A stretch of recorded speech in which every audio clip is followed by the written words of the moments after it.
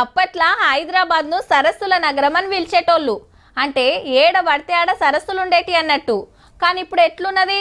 ఈ ఏడున్నాయో ఎన్కులాడినా పత్తాకు లేకుండా పోయినాయి. కనిపించిన చెరువునల్లా కబ్జా పెట్టి కూసుండిరి. అగో గసంటోళ్ళ పని బట్టి చెర్లు కుంటలు సర్కార్ జాగలు కాపాడటానికి మన తాన హైడ్రా ఎంత రువడి చూపిస్తుందో దినాం చూస్తూనే ఉన్నాం.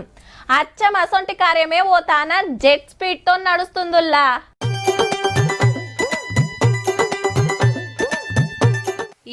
ఎక్కడిది బుల్డోజర్లు ఎక్కుడెక్కితే పర్రం పరమైన ఇండ్లు ఒక్క ఇల్లు గిన మిగలకుండా పొతం పెట్టుకుంటూ పోతూనే ఉన్నారు.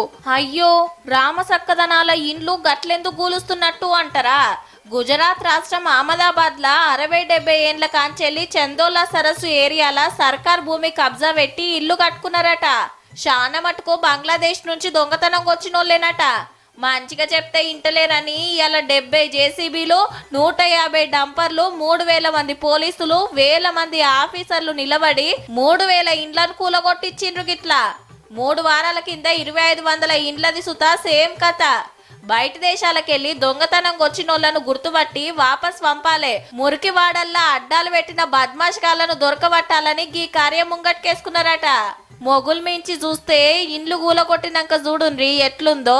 పక్కకే నదున్నది, టాపకింత అమ్రుకుంటా పోతున్నట్టుండ్రు. కానీ ఏండ్ల కాంచెల్లి గిన్నిగానం ఇండ్లు కట్టేదాకా కండ్లు మూసుకున్రా సార్లు? 4-5 గట్టంగానే వడగొడితే ఇంకోళ్ళు రాకపోదురు, ఇంతమందికి పరిశాన్ ఉండకపోవు. ఏం ఆఫీసర్లో ఏమో అంత ఆగమాగ మాత్రం.